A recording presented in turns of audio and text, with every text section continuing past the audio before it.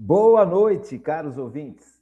Está começando, nessa sexta-feira, 20 de fevereiro de 2026, em nome do Pai, do Filho e do Espírito Santo, o programa Kairos Tempo de Graça, de número 1037.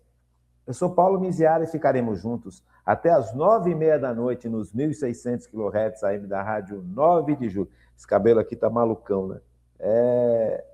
E é isso, quero agradecer demais à Paróquia Nossa Senhora do Brasil por manter esse nosso programa no ar.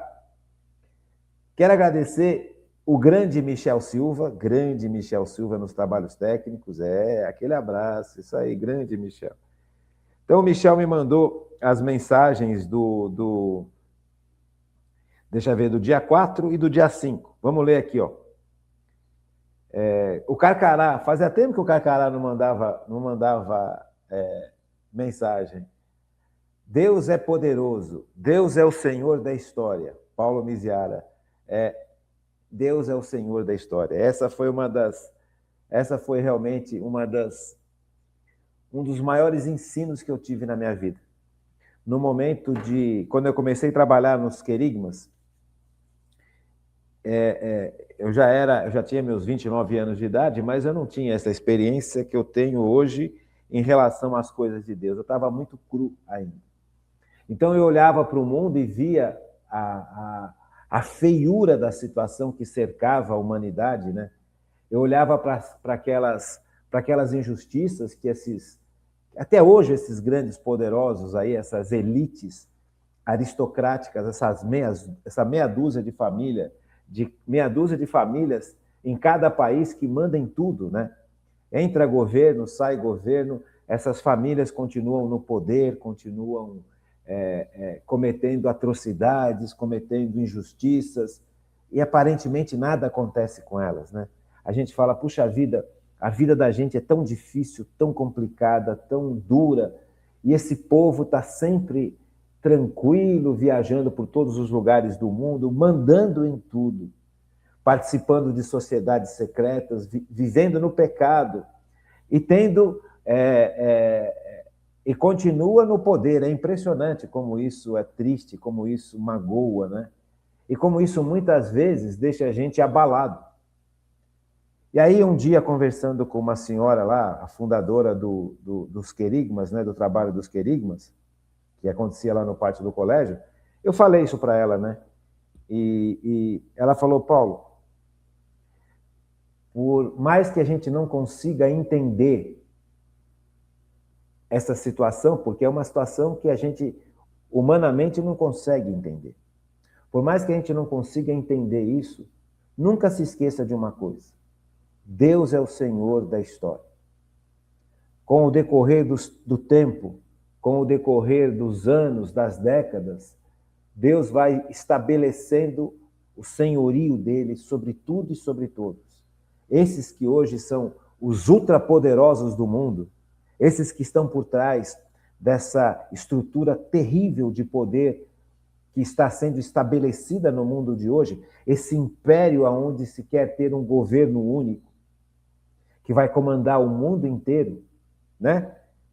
Esses também vão cair, esses também vão ter que prestar contas a Deus. E é interessante porque se eles hoje estão vivendo debaixo desse poder todo, Deus vai tomar em relação a eles as falas. O que vocês fizeram com esse poder? Então você imagina o julgamento que esses homens e mulheres ultrapoderosos terão. Imagina quando esses homens e essas mulheres que fazem parte dessas sociedades secretas, dessa super elite que manda no mundo inteiro. Você pega, por exemplo, hoje, você tem empresas, e eu não tenho nada contra empresas, hein? Pelo amor de Deus, não tenho nada contra empresas, mas você tem ultra empresas que dominam bilhões e bilhões em dólares, empresas de investimento que são fachadas para essas famílias ultrapoderosas, né? E com esse dinheiro eles manipulam tudo, manipulam as economias, manipulam todas as estruturas econômicas e financeiras, porque ao longo dos séculos eles foram acumulando esse poder, né? Ao longo das décadas, eles foram acumulando esse poder e hoje exerce esse poder de uma forma brutal, cheio de manipulações, mas toda essa situação um dia também vai cair. Por quê? Porque Deus é o Senhor da história. Deus faz justiça aos fracos, aos pequenos. E um dia a justiça de Deus também vai se manifestar no mundo. Não vai ser só no instante do nosso julgamento, quando nós morrermos, quando a nossa alma se separa do nosso corpo, imediatamente nós iremos para o julgamento. E Deus vai julgar tudo o que nós fizemos. Na realidade, esse momento de julgamento não é um Deus tirano quem vai nos julgar, é um Deus que é amor, misericórdia, mas é um Deus que é justiça. Então, vai ficar claro quando nós estivermos diante desse Deus, quando a nossa alma, separada do nosso corpo, já não vai ter mais as dificuldades de enxergar Deus, quando nós estivermos diante de Deus, do julgamento de Deus, diante da santidade de Deus, diante da beleza de Deus, do amor de Deus, da justiça de Deus, tudo que não for amor, santidade e justiça nas nossas vidas, nas nossas almas, ficará claro. E aí, nesse instante, vai ser decidido a nossa eternidade. Se nesse instante nós suplicarmos misericórdia a Deus em nome de Cristo, arrependidos profundamente e aceitando a salvação que Jesus nos traz, Jesus nos salvará. Mas se nesse instante derradeiro nós permanecermos no nosso orgulho, na nossa soberba, porque é justamente isso que esse mundo construiu e está construindo em nossas vidas. A soberba da autossuficiência, eu não preciso de Deus para nada. Então, quando as almas virem Deus na hora do julgamento, vai depender de quanto essas almas se entregaram para Cristo, ou de quanto essas almas se recusaram a integrar-se para Cristo. Então, de alguma forma, a justiça também vai se manifestar nesse mundo, não só no julgamento, mas vai se manifestar também nesse mundo. Porque quando os impérios caem, quando os impérios são superados, quando os impérios que também foram construídos, não só a vida da humanidade tem sido construída embaixo dessa autossuficiência, desse orgulho, dessa prepotência, e aqui não tem essa conversa de centro, direita e esquerda. Porque o orgulho, a prepotência está em todos os lugares desse sistema de mundo. Então, quando a nossa alma compreende que nós dependemos de Deus para tudo, nós nos arrependemos e nos voltamos correndo para Deus. Mas tem gente que se recusa. Mas agora, as estruturas desse mundo, desses impérios terríveis, também cairão. Deus não é indiferente ao sofrimento da humanidade. Deus nunca foi indiferente ao sofrimento que o pecado causa para a humanidade. E Deus vai julgar as nações. Deus vai julgar as nações. E Deus vai dar a solução adequada para essas situações que nós achamos que são absolutamente injustas hoje em dia, e são. E realmente são. Mas quem vai julgar as nações, quem vai estabelecer neste mundo o reino de Deus, e não o reino da injustiça, é Cristo. É Cristo que virá na sua glória e estabelecerá aqui definitivamente o reino de Deus. Então, essa esperança que a fé nos dá. A fé nos dá uma esperança tanto para este mundo quanto para a vida eterna. Então, a virtude da esperança está intimamente ligada com a virtude da fé. Então, nós estamos estudando virtude da fé. Por isso a importância de estudar a virtude da fé. Então, durante muito tempo, eu via essas situações e vejo até hoje. Você liga a televisão e essas situações, elas são opressivas. O demônio age através dessas estruturas sociais de tal forma que ele vai fazendo com que a gente se sinta cada vez mais frágil, cada vez menor, cada vez mais incapaz diante dessa multidão de opressão que esse sistema de mundo impõe sobre nós.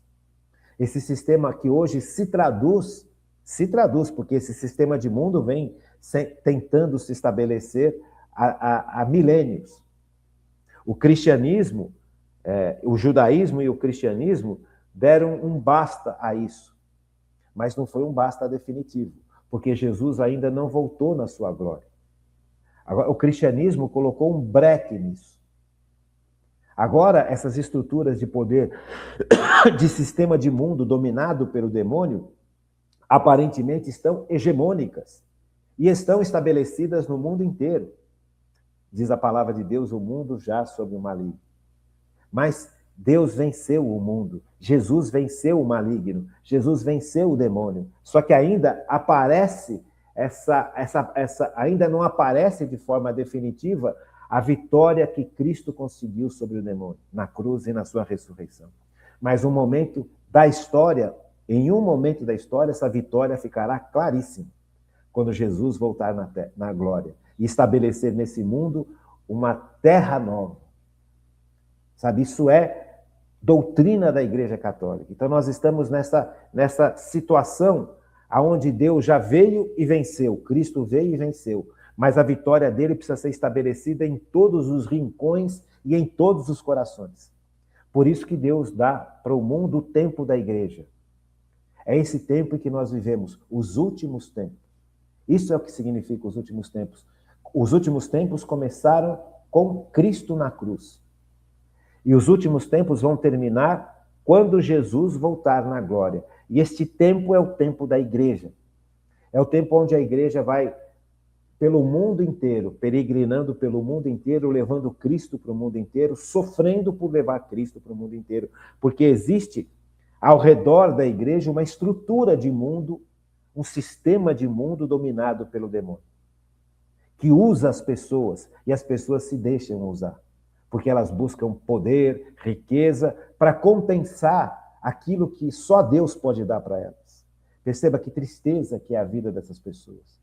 Elas podem estar vivendo nos cargos maiores que esse sistema de mundo dá para elas. Mas, no fundo, elas estão absolutamente vazias. Tão vazias que se entregaram ao demônio. Então, Deus vai julgar tudo isso. Não cabe a nós julgarmos isso, porque isso está muito além da nossa capacidade de julgar. Muito além. Só Deus conhece os corações. Imagine o sofrimento dessas pessoas que hoje são donas do mundo e que servem ao demônio. Nós acabamos de ver aqui, eu não gostaria de tocar muito nesse tema, mas já que nós estamos falando sobre isso, aquele escândalo que o caso Epstein está apresentando para o mundo, né? Os Estados Unidos revelou ao mundo o escândalo que um senhor chamado Epstein estabeleceu para chantagear os governantes do mundo, para dominar a ação dos homens que caíam sob a tutela dessa gente. Esse sistema desse Epstein, ele oferecia para as pessoas o prazer absoluto. Só que enquanto essas pessoas estavam vivendo coisas medonhas, elas estavam sendo filmadas, marcadas. E aí esses donos do mundo poderiam chantagear os políticos, os presidentes. Então é um escândalo bárbaro que está aparecendo agora. Percebe? Veja, esse sistema ele cai de podre. Ele cai de podre. Essas elites acham que são donas do mundo, mas o dono do mundo é Jesus. E um dia vai ficar claro para todo o universo que o dono do mundo é Jesus. Por isso que nós precisamos viver na graça, viver na presença de Jesus eucarístico, viver diante do Senhor e nos rendermos diante do Senhor com a nossa realidade. Senhor, eu sou pecador. Senhor, eu percebo em mim movimentos do pecado, movimentos da tentação, movimentos da raiva, da tristeza, da inveja. Não é fingir que nós não temos isso. É oferecer isso, reconhecer isso e colocar nas mãos de Cristo.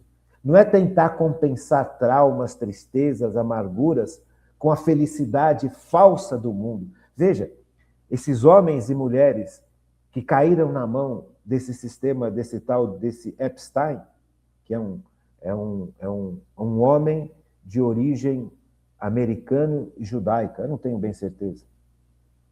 E ele montou uma estrutura, é uma arapuca, ele montou uma arapuca para pegar os grandes homens e mulheres desse mundo que, ao invés de se renderem a Cristo, tentam compensar as tristezas, as amarguras, as fraturas interiores com prazeres da carne. E grandes presidentes foram pegos nessa arapuca. Imagine a possibilidade de uma elite que fica escondida ter esses documentos em mãos, e é por isso que eles montaram essa arapuca, e chantagear esses grandes presidentes de países poderosíssimos. Eu não vou citar o nome de ninguém, vocês depois vão no Google e pesquisem o caso Epstein. Pesquisem o escândalo Epstein. Veja que coisa medonha. Não precisa entrar muito nos detalhes, porque é muito sujo, é muito sórdido. Mas esse é o mundo, esse é o sistema do mundo. Um dia todas essas pessoas terão que prestar contas a Deus. Todos nós teremos que prestar contas a Deus. Então, essa coordenadora, essa fundadora do Querigma, quando ela me falou, olha, Paulo, o Senhor da história é Deus. Deus é o Senhor. Tudo, Deus tem o controle de tudo. Deus permite que isso esteja acontecendo para que ele possa tirar um bem maior de todos esses males. Só Deus é capaz de tirar um bem maior de qualquer mal. Só Deus. Então Deus permite, não porque ele é fraco, Deus permite porque vai ficando claro o pecado no coração da humanidade, de cada um de nós. Por isso que Deus permite, porque quando a gente bate a cabeça na parede, a gente fala, meu Deus, que besteira que eu fiz. Lembra que eu falei para vocês que o orgulho cega? Nós não enxergamos, nós achamos que estamos no bom caminho e não estamos. Veja, esses homens poderosos, essas mulheres poderosas, esses cientistas poderosos, também foram pegos, né? Acham que têm a resposta para tudo, acham que têm a solução para tudo, acham que sabem tudo, que podem tudo, que são capazes de tudo. E fazem o que querem, porque não acham que não precisam dar satisfação para ninguém, porque elas se sentem todos poderosos. E o único todo-poderoso é Deus. Por isso que muitas vezes Deus permite que aconteçam essas coisas, para que nós todos percebamos quanto o orgulho é terrível. Por isso a importância da vida da humildade. Sabe? Então, Carcará, é importante que a gente perceba essas coisas e se coloque nas mãos do Senhor. E como você mesmo falou, né? Enquanto isso, nos mantemos firmes na fé e recebendo os sacramentos. É exatamente isso.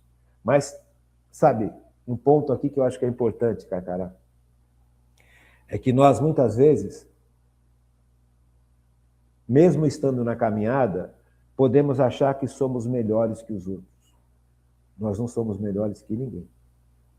Então, quando a gente vê um escândalo, quando a gente percebe uma situação terrível, quando a gente vê algo que toca o coração, uma injustiça brutal, uma violência brutal, e a gente acha que só os outros são capazes de fazer isso, e a gente não, nós também já caímos no erro. Porque todos nós, longe de Deus, todos nós somos capazes de coisas medonhas. Então, quando eu vi eu procurei não me aprofundar muito nos detalhes desse escândalo, desse Epstein aí, porque é muito sujo, é muito medonho, eu não quero ver essas coisas. Mas eu sei que existe.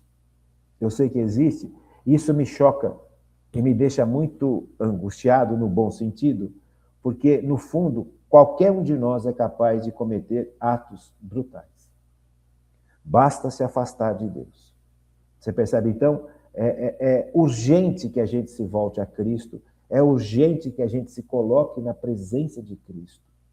É urgente que a gente deixe Cristo cuidar das nossas dores, cuidar dos nossos entraves, dos nossos medos, dos nossos traumas.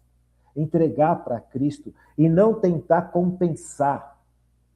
A tendência humana é, diante do trauma, do medo, da angústia, da ansiedade, esconder tudo isso e tentar compensar com paixões humanas. Veja, qualquer um de nós faz isso. E é na medida em que você cai no pecado, você vai, sem se arrepender e sem se voltar para Deus, você vai de pecado em pecado, de pecado em pecado, e pecados cada vez mais graves. Você percebe? O pecado, ele é demoníaco. Ele foi introduzido no mundo pelo demônio para destruir a gente. E o sistema de pecado é esse. Nós vamos nos afastando de Deus, da graça e do poder, da misericórdia e do amor de Deus e da cura de Deus, e vamos ficando cada vez mais tristes, porque o pecado nos entristece profundamente. E para fugir dessa tristeza, a gente pula nas paixões, vai para as comidas, para as orgias, para as pornografias, para tudo quanto é erro e pecado, para ter um momento de êxtase, para esquecer a dor.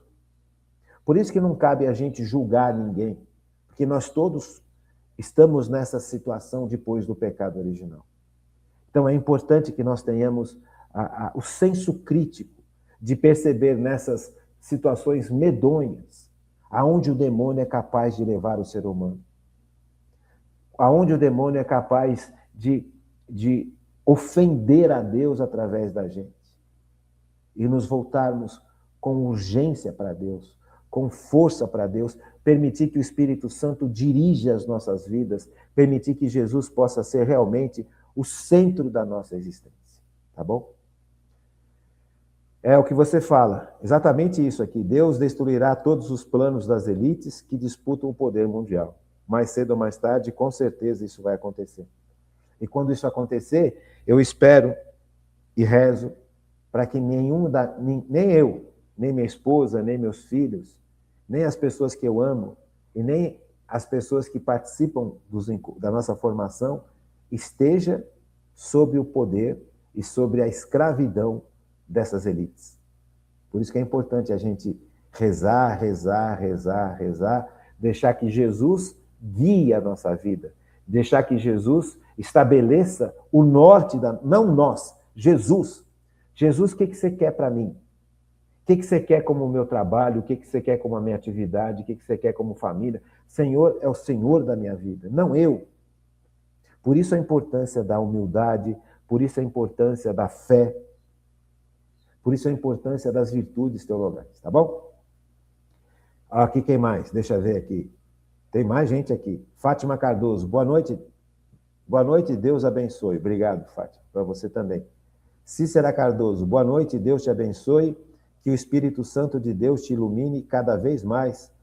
Muito obrigado, Cícera Cardoso, que o Espírito Santo nos ilumine cada vez mais, né? Marlene dos Reis, gratidão sempre, muito obrigado, Marlene. Essas aqui são as mensagens do dia 4. Depois, no próximo programa, eu leio as mensagens do dia 5. Então é isso, gente. Nós estamos aqui trabalhando a virtude da fé. Tem um trecho da Bíblia que eu acho tão bonito, em que os apóstolos falam: Senhor, aumentai a minha fé. Aumentai a nossa fé. Lucas 17. Jesus está dando uma instrução para os seus discípulos. Vamos pegar lá? Lucas 17. Instruções que Jesus estava dando aos seus discípulos sobre o escândalo, o perdão e a fé. Então Jesus fala assim, versículo 17, de 1 a 6. Evangelho de São Lucas 17, versículos de 1 a 6. Capítulo 17, versículos de 1 a 6. Jesus disse também a seus discípulos: é impossível que não haja escândalo. Mas ai daquele por quem eles vêm. Ai daqueles que promovem escândalo. Olha o que nós estávamos conversando aí logo no comecinho do programa. Esses escândalos que essa elite do mundo promove, os escândalos que as pessoas que não são da elite do mundo também promovem, os escândalos daqueles que também se julgam pequenos e pobres também promovem. Por isso que a gente não pode se ligar a uma ideologia. Porque não é porque você é endeusado por uma... Não é porque uma raça é endeusada por uma ideologia, não é porque um grupo social é endeusado por uma ideologia, que esse grupo ou essa raça não são imperfeitos, cheios de falha, cheios de pecados. Então, Jesus vem falando, ai daqueles, é impossível que não haja escândalo, mas ai daquele por quem eles vêm. Você percebe? Por isso que eu tenho muito medo e tenho muito cuidado com ideologias. Eu detesto ideologias, já falei isso para vocês várias vezes. Eu detesto ideologias, porque as ideologias pegam um grupo, uma raça, e põem esse grupo como, ou essa raça como sendo a elite do mundo, os melhores do mundo, os mais perfeitos, os mais sofredores, os mais frágeis, e tudo é culpa de outro. Tudo é culpa de outra raça ou tudo é culpa de um outro grupo social. Veja, os erros nós todos cometemos. Os pecados nós todos cometemos, não importa a raça, não importa grupo social, não importa a situação econômica, financeira, não importa a situação de poder ou de não ter poder. Todos nós cometemos pecados. E na medida em que nós caímos no pecado, os pecados vão se tornando cada vez mais graves. Todos nós, todos, sem exceção, esses grupos terríveis da elite e nós também. Você percebe? A gente não pode olhar para o mundo com aquele olhar de eu sou bom e o outro é mau. Todos nós somos pecadores. Alguns estão num estado de pecado tão avançado, mas tão avançado, que esse pecado se torna escândalo. Ai daquele que chega nesse ponto. Por que Jesus fala ai daquele que chega no ponto do escândalo? Porque o escândalo afasta a humanidade de Deus. Porque o escândalo faz com que a humanidade se sinta diminuída. O escândalo faz com que as pessoas tenham dúvida até mesmo da existência de Deus. Como é que Deus permite um negócio desse? Você percebe? O escândalo é terrível. O escândalo traz para a humanidade um desalento, um ateísmo, um agnosticismo, uma indiferença para com Deus. E Deus não tem culpa do pecado. Porque a gente não entende o que significa onipotência de Deus. Deus pode tudo, sim, de acordo com aquilo que ele mesmo criou. Se Deus criou o homem com liberdade, Deus não vai interferir na liberdade do homem. A onipotência de Deus não é que Deus é caprichoso, ele faz o que ele quiser. Quando ele cria a humanidade, ele cria a humanidade com uma capacidade chamada liberdade. Sabe? Então, a onipotência de Deus se manifesta em criar a humanidade com a possibilidade da liberdade. Essa liberdade da humanidade é tão grande, que a humanidade, ou o ser humano livre, pode falar, não aceito Deus, não acredito em Deus, não quero Deus na minha vida. Veja, e quando o ser humano vive distante de Deus, o ser humano cai no pecado. Não é culpa de Deus, é culpa da humanidade, é culpa do demônio. Deus vai agindo no mundo, Deus vai tomando a história a partir de corações humanos que se entregam para Deus, que se abram para Deus. Por isso que Deus estabelece a igreja no mundo. Ide por todo mundo e pregai o evangelho. Deus não é uma criatura, um ser, um Deus caprichoso no sentido de mimado. Ah, você me desobedeceu, então eu vou te destruir. Não, não é. Deus, quando cria, a onipotência de Deus, ou seja, o poder de Deus, está no fato de Deus nos criar a imagem e semelhança dele a partir do nada. Deus poderia destruir tudo? Claro que poderia destruir, mas Deus não faz porque Deus é amor. Deus não vai contra o que ele é. Ele pode acabar com tudo? Pode, mas não é assim que Deus funciona e não é assim que Deus é. Deus é livre, absolutamente livre, profundamente livre, eternamente livre, e ele nos fez semelhante a ele. Então, essa liberdade nos traz responsabilidade. E se nós usamos mal a nossa liberdade, nós causamos problemas. Nós causamos grandes problemas. E Deus sabe disso. E Cristo morreu numa cruz para resolver esses grandes problemas, para fazer com que nós possamos nos voltar para Deus e juntos com Deus, no poder de Deus, ir trazendo para o mundo uma justiça que só Deus pode trazer através dos corações. Então Deus, ele não é um mago que resolve tudo com uma varinha, mas ele é capaz de, deste mal que ele permite que aconteça, tirar um bem maior para todo mundo, inclusive para quem está fazendo mal e inclusive para quem sofreu mal. Agora, por que Deus age desse jeito? Nós só vamos saber lá na eternidade. Você percebe? Agora, o escândalo, ele causa, ele dificulta a nossa vida de fé. Sabe? Quantas pessoas se afastaram de Deus porque vem o escândalo? Só que essas pessoas esquecem que o escândalo acontece por causa do pecado na humanidade. E Jesus veio para destruir o pecado dentro dos nossos corações. Então, os escândalos só vão parar de acontecer quando Jesus voltar na glória, porque aí sim ele vai estabelecer o reino definitivo de Deus aqui nesse mundo.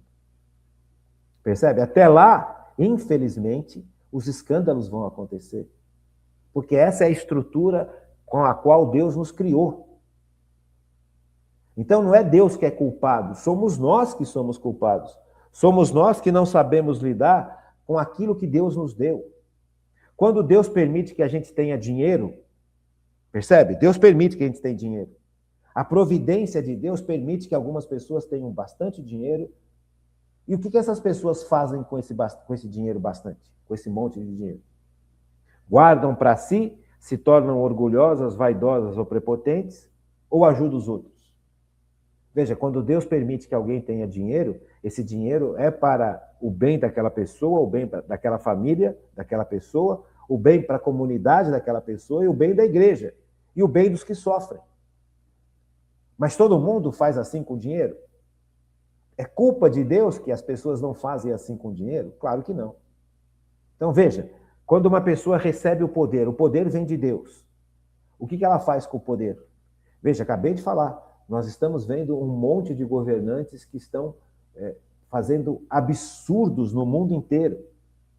Um monte de juízes fazendo absurdos no mundo inteiro. Isso choca, isso é um escândalo. O que nós vemos no mundo hoje é um escândalo descarado, um absurdo. Mas é culpa de Deus ou é culpa das pessoas que viveram e escolheram e construíram um sistema de mundo sem Deus e escolheram viver debaixo desse sistema de mundo sem Deus? Percebe? Deus ele é tão perfeito que ele permite que as pessoas façam escolhas erradas a ponto de montar uma estrutura de mundo sem Deus, como se isso fosse possível. Só que lá na frente essa estrutura do mundo vai ruir. Tudo que foi construído neste mundo sem Deus cai, não se sustenta.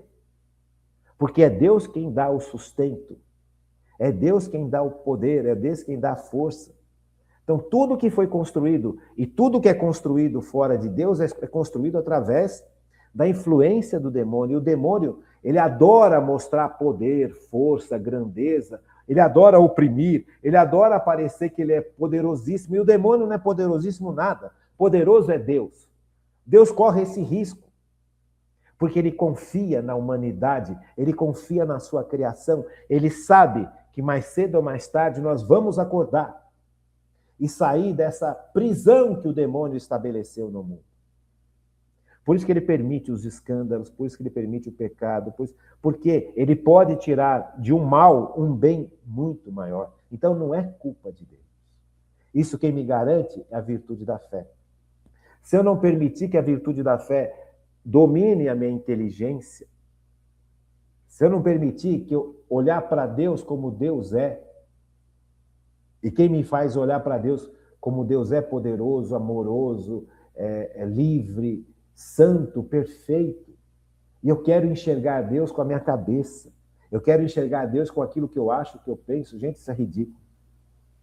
Eu tenho que olhar para Deus de acordo com que a virtude da fé me revela quem é Deus. Você percebe? Deus não é causador do mal. Não há mal em Deus, nenhum mal. Se houvesse mal em Deus, não seria Deus. Então, veja, o mal existe no mundo por causa da liberdade do ser humano que escolhe caminhos errados. Só que chega uma hora que Deus fala, basta, chega. Os grandes impérios da antiguidade oprimiam, destruíam, matavam, até que chegou uma hora que Deus falou, chega. Até aqui vai, daqui não vai. Por isso que Deus é o Senhor da história. Uma hora, Deus, de alguma maneira, intervém. Sabe? O agnóstico nunca vai acreditar nisso, porque ele acha que Deus é indiferente à humanidade, porque ele olha para os sofrimentos, não olha para Deus com o prisma do olhar da virtude da fé. Ele acha que ele pode entender Deus com a sua cabeça. E nós, muitas vezes, fazemos a mesma coisa. Quando nós estamos diante de um problema, de uma dificuldade, de uma situação difícil, por que Deus faz isso comigo? Ao invés de olhar para o problema, olhar para a dificuldade, olhar para a situação difícil, por mais difícil que ela seja, com um olhar iluminado pela virtude da fé, não um olhar iluminado pela minha capacidade humana tão pequenina. Bonito, né? Bonito e duro. Por isso que Deus derramou o Espírito Santo sobre nós, para que a gente tenha força para suportar tudo. É impossível que não haja escândalo, mas ai daquele por quem eles vêm. E uma pessoa que causou escândalo no mundo, se arrepender, ela pode se voltar para Deus? Deus pode perdoá-la? Pode. Mas é necessário que a pessoa se arrependa. Melhor seria que lhe se atasse em volta do pescoço uma pedra de moinho e que fosse lançado ao mar, do que levar para o mal um só desses pequeninos. Veja, quantas e quantas vezes esse sistema de mundo ataca os pequenos, os humildes, os puros de coração. O demônio quer destruir tudo isso. E ele usa a humanidade para isso. Ele usa o ser humano que se deixa levar pelo demônio justamente para destruir os pequenos. Os pequenos aqui são todos nós. Nós todos somos pequenos, gente. Pequeno não é só o pequeno de dinheiro. Pequeno é todo aquele que percebe a sua fragilidade. E o demônio quer nos destruir porque ele odeia a Deus e nós fomos criados à imagem e semelhança de Deus. Ah, mas eu causei escândalo, mas se no fundo eu me arrepender, se eu permitir que o Espírito Santo me mostre que eu causei escândalo, e no fundo, se eu permitir que o Espírito Santo me ilumine ao arrependimento e não ao desespero, Deus me perdoa. Se eu voltar correndo para Deus e suplicar, Senhor, misericórdia, na confissão sacramental, Deus me perdoa. Então é importante que a gente entenda a palavra de Deus. Entender a palavra de Deus não é entender a palavra de Deus de acordo com o que eu acho. É de acordo com o que a igreja ensina há mais de 2000 anos. Tomai cuidado de vós mesmos, diz Jesus. Aí Jesus continua a sua orientação, que orientação difícil, né? Se teu irmão pecar, repreenda-o. Se arrepender, perdoa-lhe. Se pecar 7 vezes no dia contra ti, 7 vezes no dia vier a procurar-te dizendo, estou arrependido, perdoa-lhe. Como é que a gente consegue fazer isso sem o poder do Espírito Santo? Impossível. Então Jesus sabe disso. Jesus sabe de tudo isso e Jesus está ensinando as pessoas a olhar para si mesmo diante de pecados medonhos. Nós temos a possibilidade do arrependimento. E quem nos dá esse arrependimento é uma capacidade humana iluminada pelo Espírito Santo. Só que quando muitas vezes nós olhamos para os nossos pecados, ao invés de nos deixarmos guiar pelo Espírito Santo para o arrependimento, nós tomamos a rédea e escolhemos o desespero, e escolhemos a angústia, a tristeza. Vai gerar tristeza? Claro que vai. Quando você percebe que você fez bobagem, claro que gera tristeza, mas eu não posso deixar que a tristeza tome conta de mim. Eu preciso deixar que a tristeza me leve para o arrependimento, não para o desespero, não para o sentimento de desespero absurdo. Percebe? E aí continua. Se pecar 7 vezes no dia contra ti e 7 vezes no dia vier procurar-te, dizendo, estou arrependido, perdoa-lhes. Aí os apóstolos disseram ao Senhor, quando eles ouviram essas orientações que Jesus estava dando para eles, que são orientações difíceis, né? Porque todos nós, no fundo, quando pecamos, causamos algum tipo de escândalo para alguém. Será que a gente já pensou nisso? Então, quando Jesus está falando para eles, eles caíram em si também, eles perceberam, puxa, eu também já causei escândalo. Você percebe? Então, eu não quero mais causar escândalo. Eu não quero mais ser motivo de queda para os meus irmãos. Eu não quero mais ser motivo de queda para os pequenos. Percebe? Veja, Jesus está tocando os corações. Nós estamos assim, todos nós. Jesus não está condenando a humanidade, Jesus está salvando a humanidade. Não adianta eu perceber que eu causei pecado e fingir que eu não causei. Eu tenho que me arrepender e correr para a confissão e me propor em Cristo, no poder do Espírito Santo, a não cometer esse pecado mais. Porque todo pecado gera problema sério, gente. E aí os apóstolos, além de ouvir a gravidade do pecado que leva ao escândalo, eles ouviram que é necessário perdoar sempre. Veja, isso não é natural ao ser humano. Naturalmente, nós não queremos perdoar. Naturalmente, nós queremos dar um tiro na outra pessoa. E Jesus está falando para a gente que não é assim. Que todos nós pecamos e que todos nós merecemos ser perdoados. A partir do momento que recebemos, que nos arrependemos do pecado. E é exatamente isso que Deus faz com a gente. Quantas vezes nós pecamos, quantas vezes nós caímos no pecado, quantas vezes nós nos arrependemos e quantas vezes Deus nos perdoou. Então Jesus está falando para os apóstolos, sejam como Deus, ajam como Deus age, só no poder do Espírito Santo. Por isso que Deus institui a igreja, para que o Espírito Santo seja derramado nos nossos corações e nós tenhamos forças e luzes para entender isso tudo. Só que a gente percebe que a gente não tem essa capacidade, e é exatamente isso que os apóstolos falam, e é exatamente isso que eles falam para Jesus. Olha que coisa mais linda. Os apóstolos disseram ao Senhor, aumenta-nos a fé. Olha que trecho importante do Evangelho de São Lucas.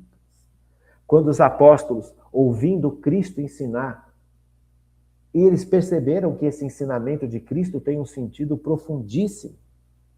Eles perceberam que esse ensinamento de Cristo tem um sentido maravilhoso, que isso é bom, que isso faz bem, e que eles estão longe disso, que eles percebem neles a impotência, a fragilidade, a distância que eles estão desta grandeza que Cristo nos propõe a todos nós. E aí o que eles fazem? O que eles pedem? Aumenta-nos a fé. E aqui vem o começo da aula de hoje para valer. A virtude teologal da fé, que é algo que Deus nos dá, que é uma capacidade sobrenatural que nos é dada por Deus. Ninguém de nós nasce com fé. Esta virtude, ela é dada como semente e ela precisa crescer. Senhor, aumenta-nos a fé. Como é que a gente faz para que Deus aumente a fé em nós? Como é que a gente faz para que a fé que Deus está dando para a gente possa crescer, crescer, crescer, crescer? Porque se a fé que Deus nos deu no nosso batismo, no nosso crisma, na nossa Eucaristia, na nossa confissão, se esta fé não crescer, nós não viveremos como Cristo quer que a gente viva. Nós, infelizmente, continuaremos escravos do demônio. Por isso que Jesus age com paciência. Porque Jesus fez a humanidade livre. E é na minha liberdade que eu tenho que suplicar que Deus aumente a minha fé. Porque é na minha oração que eu percebo quão longe eu estou do ideal que Deus quer para mim, do ideal dos mandamentos, do ideal da felicidade, do ideal da vontade de Deus em minha vida. Eu percebo o quanto eu vivo em função de mim e o quanto eu não vivo em função de Deus. E quando eu começo a perceber isso, eu preciso me arrepender, me colocar aos pés da cruz e suplicar: Senhor, me perdoa. Eu não quero mais viver para mim, para as minhas paixões que me levam para os pecados, e os pecados me levam para a tristeza, para a angústia, e para fugir da angústia eu caio em mais pecados, e aí esse ciclo terrível continua, e eu vou indo cada vez mais para baixo, e o que é pior, eu vou causando escândalos cada vez maiores. Eu preciso do seu perdão, do seu poder, do seu amor, do poder do Espírito Santo para me arrancar deste pântano que o demônio, através do pecado, lançou à humanidade. E aqui Jesus está dando a letra. Os apóstolos compreenderam isso nesse instante, de alguma forma, e suplicaram: Senhor, aumenta a minha fé.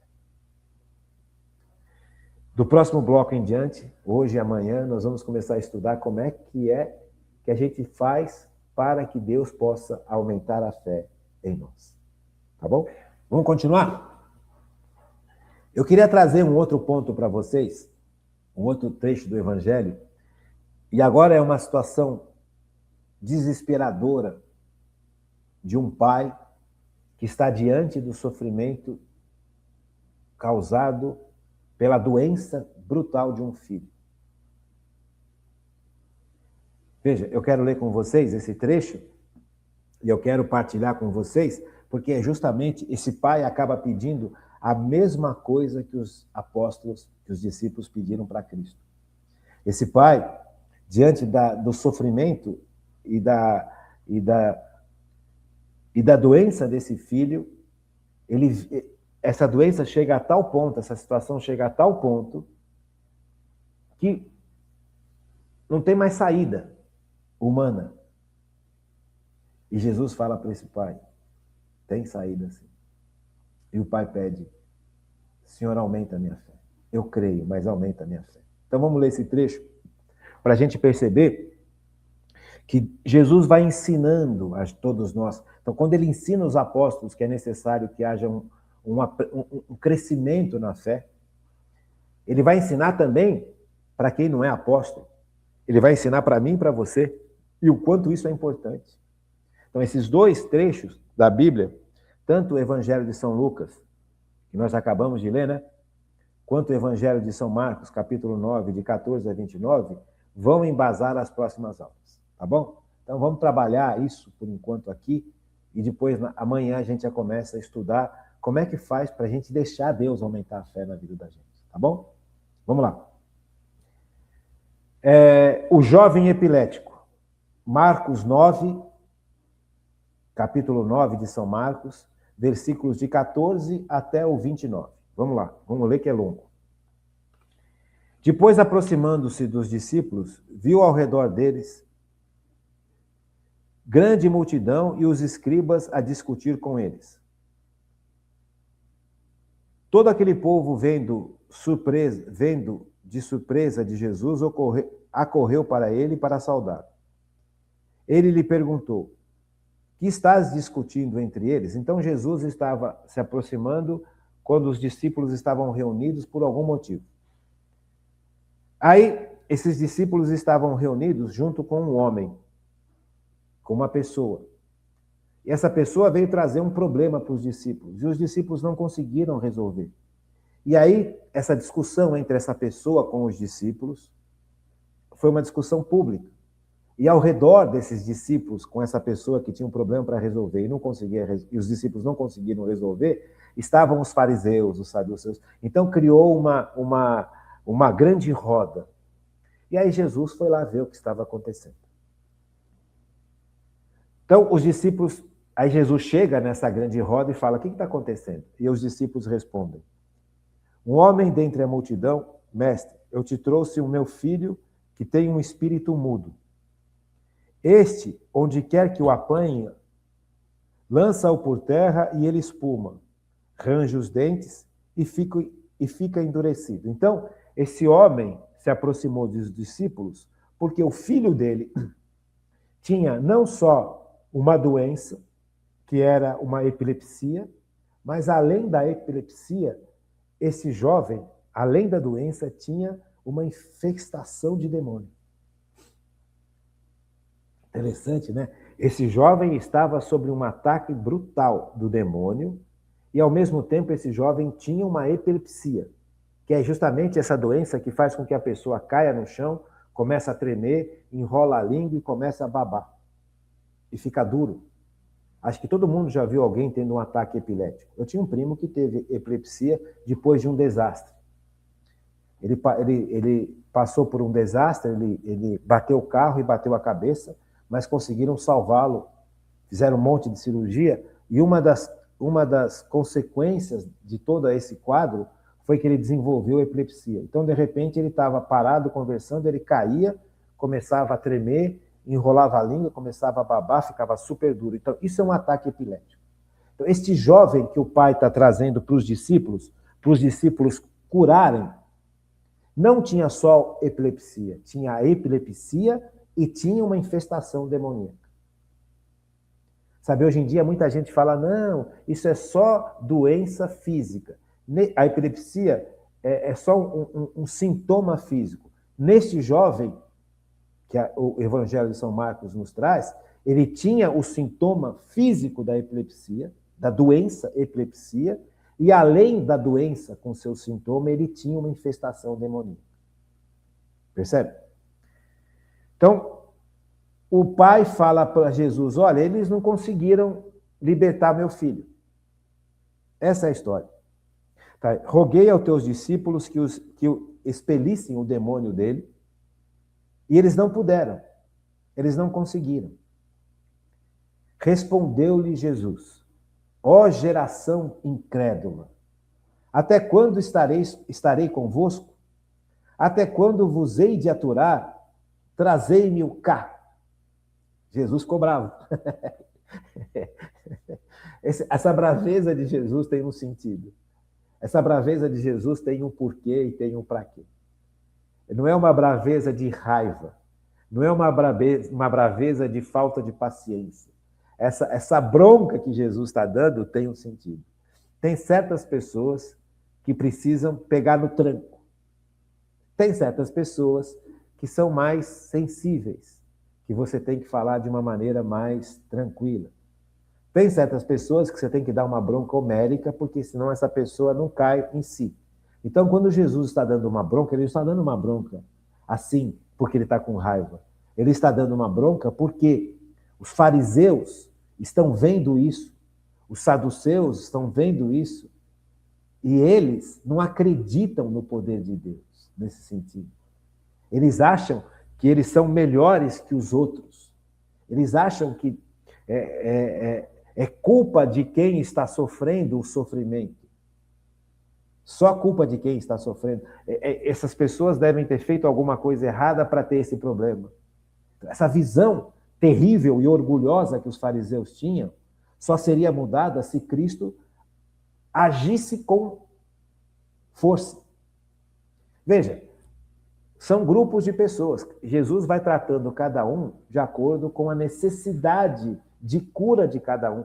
Tem certas posições na vida da gente que Deus vai ter que ser mais duro com a gente, porque nós ficamos empedrados pelo orgulho. E aqui Jesus está, no fundo, sendo bravo para que esses fariseus que não acreditam em nada, que acham tudo um absurdo, que não merecem cura, que não sei o quê, acordem. Deu para entender? Então, a gente tem que entender o cenário. Há uma multidão aqui. E no meio dessa multidão, existe um pai desesperado, existe um filho doente e possuído pelo demônio, existe os fariseus, existe toda uma população ao redor desse problema todo. E Jesus está falando com todos ao mesmo tempo. Trazei-me-o cá. Traz ele para mim. Sabe, olha que coisa, que trecho importante. Nós precisamos levar os doentes para Jesus. Nós precisamos levar os nossos problemas para Jesus. Nós precisamos levar as nossas dificuldades para Jesus na igreja. Mesmo que quando a gente leve alguma coisa para a igreja, não aconteça aquilo que a gente espera de cara. Quantas vezes nós levamos o nosso problema para um padre, ou para um bispo, ou seja lá, para um leigo religioso, e não resolveu os nossos problemas. E a gente fica com raiva, com tristeza. Veja, então essa hora também Jesus está sendo duro com a gente. Sabe, você está no caminho certo. Você procurou o caminho certo. Agora Jesus está falando para o Pai. Os seus discípulos não conseguiram expulsar o demônio que está sobre ele, que o domina. Veja como a palavra de Deus é importante, que a gente entenda a palavra de Deus no sentido da palavra de Deus. Não que eu acho, que eu penso, que eu sinto. Você percebe que coisa maravilhosa. Deus está, olha, o caminho está certo. Chegou até mim. Sabe? Jesus age no mundo através da igreja. Quantas e quantas vezes nós fomos à igreja esperando que fôssemos ter alguma coisa que achávamos que precisássemos ter e não tivemos. E nos afastamos da igreja. Então, nessa hora, Jesus também está sendo duro, está dando uma bronca na gente. Veja, eles também têm limites. Os discípulos eles estavam aprendendo, eles estavam começando uma caminhada com Deus, com Cristo. Eles não tinham recebido o poder do Espírito Santo ainda em Pentecostes. Tem certos demônios, fala Jesus mais para frente, que só o jejum e muita oração vai ser capaz de vencer. Eles não estavam prontos ainda, mas eles foram, amando de Jesus, começar a sua missão. Aprender a lidar com as coisas. Então nós precisamos aprender a respeitar o limite de cada ser humano. Veja quanta lição linda tem aqui. Mas continua. Assim, eles o trouxeram. Aí os discípulos levaram, junto com o pai, o menino que eles não conseguiram libertar do demônio, aos pés de Cristo. Aí Jesus vai voltar a direção dele agora, não mais para a multidão, não mais para os discípulos, não mais para os fariseus, para os saduceus. Jesus vai voltar a atenção dele para o Pai. Percebe? Agora o foco de Jesus é o Pai. O pai do menino, esse menino que está doente por epilepsia e dominado pelo demônio. Percebe? Agora Jesus vai na causa. Jesus não é um mágico, Jesus não é um mago, Jesus não é um milagreiro. Jesus faz milagres. Jesus liberta os cativos, vence o demônio. Jesus não é uma varinha mágica. Jesus vai na raiz. Na raiz dos problemas, Jesus vai. E ele tem poder para resolver os problemas. Mas primeiro ele quer ensinar a gente, ele quer curar a gente. Veja, ele já plantou a sementinha no coração dos fariseus. Já plantou a sementinha no coração dos discípulos. Agora ele vai para o pai do menino.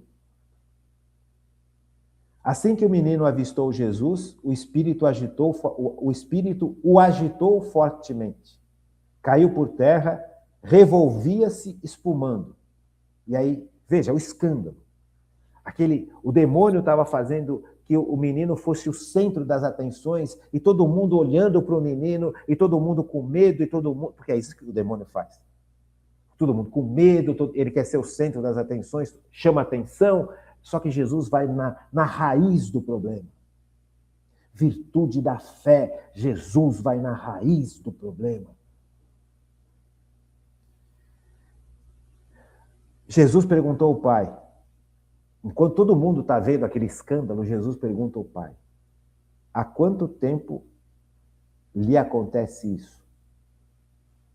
Desde a infância, disse o Pai. E o tem lançado muitas vezes ao fogo e à água para o matar. Veja, uma coisa é você ter, aqui fica claro a diferença da doença e a diferença da ação do demônio.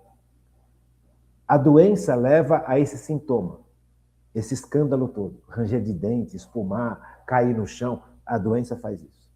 Mas a doença não leva o menino a se jogar no fogo para morrer queimado, porque ele está sem consciência. Quando a pessoa tem um ataque epilético, a pessoa fica sem consciência.